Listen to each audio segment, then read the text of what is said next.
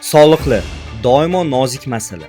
Ba'zan sog'liqda qilingan xato eng qudratli odamlarni ham to'xtatadi. Masalan, mashhur mafiyachi Al Capone qilgan katta jinoyatlariga emas, aynan soliq to'lamaganligi uchun qamalgan. Ha, bu haqiqat. Davlat uchun soliqdan qochish eng og'ir jinoyatlardan biri. Shuning uchun soliqdan qochish kerak emas. Ammo ko'p hollarda tadbirkorlar soliqdan ataylab qochmaydi. Ular to'g'ri yo'lni bilmaganlardan shunday xatolar qiladilar. Shuning uchun bugungi video soliqlar haqida bo'ladi. Bugun shunday savolga javob topamiz. Agar siz tovarlaringizni Uzum yoki Yandex orqali sotsangiz, qanaqa soliqlar to'lashingiz kerak? Men harakat qilaman bu videodan keyin soliq siz uchun oson va yengil mavzuga aylanadi. Shuning uchun hozirdan like bosib qo'ying. Soliq tilida bu avansli to'lov bo'ladi. Ehtimol siz shunday o'ylanib qolishingiz mumkin. Soliqni yengil tushuntirsa, demak u professional emas yoki nimanidir aytmayapti. Shuning uchun tanishaylik. Men Farhod Ro'zmatov 2011-yildan 2021-yilgacha 10 yil davomida soliq organlarida ishlaganman. Bu vaqt ichida 3000 dan ortiq tashkilotlarni tugatilishida qatnashganman. 300 dan ziyod soliq tekshiruvlarini o'tkazganman. Ish faoliyatimda Lukoil, Safiya Energo sotish kabi yirik kompaniyalarda soliq tekshiruvini o'tkazganman. Shuning uchun bu video suhbat emas, balki tajriba. Keling endi qadamma-qadam ketamiz. Avvalambor biz tadbirkorlik shaklini tanlab olishimiz kerak. Va agar biz Uzum yoki Yandex orqali tovarlarimizni sotishni reja qilgan bo'lsak va turli xil tovarlarni sotadigan bo'lsak, unda bizga eng optimal variant bu yakka tartibli tadbirkorlik. Nima uchun deysizlarmi? Agar biz yakka tartibli tadbirkorlik shaklini tanlaydigan bo'lsak, unda buxgalteriyani to'liq yuritish shart bo'lmaydi. Hisobot topshirish osonroq, kirim hujjat masalasi yengilroq. Bu to'g'risida sal keyinroq yana to'xtalib o'taman va eng asosiysi 2026-yildan boshlab yakka tartibli tadbirkor elektron platformadan foydalanib o'z faoliyatini yuritadigan bo'lsa 1% soliq to'laydi. Ya'ni biz 100 million so'mlik оборот qiladigan bo'lsa, ya'ni savdo qiladigan bo'lsa 1 million so'm soliq to'laymiz. Endi keling aylanma nima ekanligini tushunamiz. Agar siz Uzumda tovarni 100 ming so'mga sotsangiz, marketplace komissiya va logistikadan keyin hisobingizga 70 ming so'm tushiradi. Ko'pchilik shunda mening aylanmam 70 ming so'm deb hisoblaydi. Sababi hisob raqamiga va sotuvchiga ko'rinadigan pul atiga 70 ming bo'ladi. Lekin soliq uchun hisoblanadigan aylanma 100 ming so'm. Sotuv summasi, chek urilgan summa 100 ming so'm bo'ladi. Shuning uchun aylanma 100 ming so'm. Bu juda ham muhim. Aylanma bu sizning tovaringiz uchun har doim to'lagan umumiy summa. Soliq turlariga o'tishimizdan oldin bitta e'lonim bor. Telegram kanalimga sellerga kerakli bo'lgan foydalanadigan kalkulyatori havolasini yuklab qo'yganman. U kalkulyatordan qanday foydalanganimni bu videoda sizlarga batafsil tushuntirib ko'rsatib berganman. Kalkulyatordan obunachilar bepulga bemalol foydalansa bo'ladi. Shu uchun Telegramga va YouTube'ga obuna bo'lib qo'yinglar. Ana endi soliq turlariga o'tamiz. Yakka tartibli tadbirkor endi faoliyatini boshlaganda ikkita soliq turidan birini tanlashga haqli. Bu deklaratsiya topshirib 12% soliqda bo'lish, lekin e'tibor bering. Deklaratsiya topshirilayotganda biznesga tegishli bo'lgan har bir xarajatni asoslantirib berish kerak bo'ladi. Agar sizda asoslantiruvchi hujjatlar bo'ladigan bo'lsa, unda bemalol bu soliq turini tanlashingiz mumkin. Ko'pchilik va avtomatik tarzda qat'iy belgilangan soliq turi hammaga biriktiriladi. Bu ikkinchi soliq turi bo'ladi.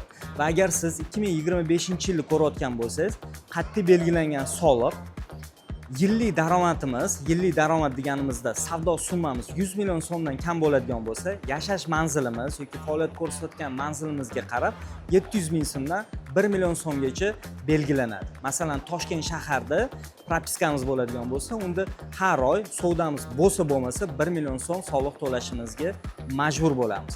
Agar sizning aylanmangiz 100 million so'mdan oshsa, lekin 1 milliard so'mdan oshmasa, siz aylanmadan olinadigan soliq to'laysiz. O'zi 100 million so'm aylanma qanday qilib shakllanadi? Masalan, siz yanvar oyida yakka tartibli tadbirkorlikni ochgan bo'lsangiz va yanvar oyida savdo 15 million so'm bo'ladigan bo'lsa, fevralda esa 80 million so'm bo'lsa, bu degani yillik aylanma 95 million so'm bo'ldi. Mart oyida sotuv 40 million so'm bo'ladigan bo'lsa, jam bo'lib yillik aylanma 135 million so'm bo'ldi. Demak, mart oyidan boshlab siz aylanmadan olinadigan soliqqa o'tasiz. Bu soliq har oyda hisoblanadi. To'lov va hisobot keyingi oyning 15-sanasigacha beriladi. Misolimizga qaytadigan bo'lsak, mart oyi uchun siz qat'iy belgilangan soliq to'laysiz va ortiqcha 35 million so'm uchun 4% stavkada 1 million 400 ming so'm aylanmadan olinadigan soliq qo'shimcha to'laysiz. Xulosa qiladigan bo'lsak, aylanmadan olinadigan soliqqa o'tganingizdan keyin soliq to'lovini har oy qilishdan tashqari qo'shimcha 3 ta harakat qilasiz. Avtomatlashtirilgan aylanmadan olinadigan soliq hisobotiga o'zgartirish kiritish murojaati yuborish kerak. Har oy hisobot topshirish kerak. 4% soliqni 3% stavkasiga kamaytirish kerak. Bularni konsultatsiyada yoki kursini to'liq qilib o'rgatamiz. Murojaat uchun Telegram lichkaga yozing. Kanalda ketma-ket foydali videolar chiqadi. Shuning uchun obuna bo'lib qo'yinglar. Yakka tartibga tadbirkori yillik daromadi 1 milliard so'mdan oshadigan bo'lsa, unda bu tadbirkor qo'shilgan qiymat solig'i 12% va foyda solig'i 15% hisoblashga va to'lashga o'tadi.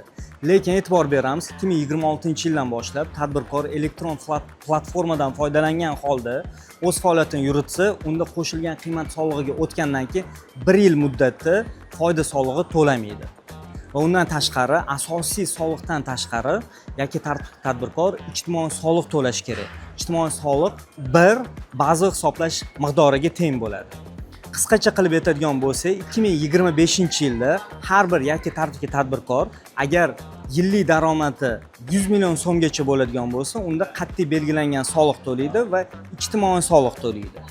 Agar 100 million so'mdan yillik daromadi oshib 1 milliardgacha bo'ladigan bo'lsa, unda aylanmadan olinadigan soliq 4% da bo'ladi va kamaytirish imkoni bor 3%ligiga va qo'shimchasiga ijtimoiy soliq to'laydi.